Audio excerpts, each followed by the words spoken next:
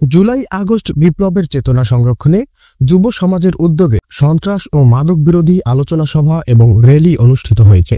মাদক সন্ত্রাসের আস্থানা কমলাপুরে হবে না স্লোগানে বুধবার বিকেলে র্যালি শেষে বরিশালের গৌরনদী উপজেলার কমলাপুর তুলাতলা বাজারে স্থানীয় যুব সমাজের আয়োজনে অনুষ্ঠিত আলোচনা সভায় প্রধান অতিথি ছিলেন গৌরনদী মডেল থানার officer in charge OC Mohammad Yunus Mia, পেট্রোবাংলার ডেপুটি ম্যানেজার মোহাম্মদ ফেরদৌস হাওলাদারের সভাপতিত্বে ও এমদাদ শিকদারের সঞ্চালনায় অন্যান্যদের মধ্যে বক্তব্য রাখেন উপজেলা বিএনপির আহ্বায়ক কমিটির সদস্য মুজিবুর রহমান ফকির, সৈয়দ আবুল কালাম আজাদ, খানজাপুর ইউনিয়ন বিএনপির যুগ্ম আহ্বায়ক আব্দুল বারেক সর্দার, যুবদল নেতা লিটন হাওলাদার, বৈষম্য বিরোধী ছাত্রনেতা রিয়াদ হাওলাদার, তরিকুল ইসলাম সহ অন্যান্যরা।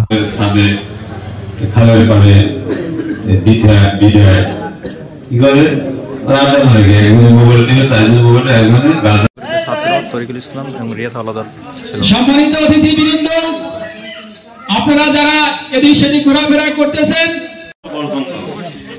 আমরা মানুষ করছি, ঠিক আছে?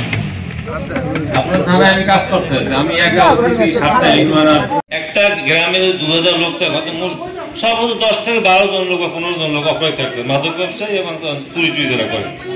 ধর্ম আছে, আমরা ট্রেনিং করছি, সোর্স বা তথ্য দাদা তথ্য নাম ঠিকানা গোপন রাখতে বলা যাবে।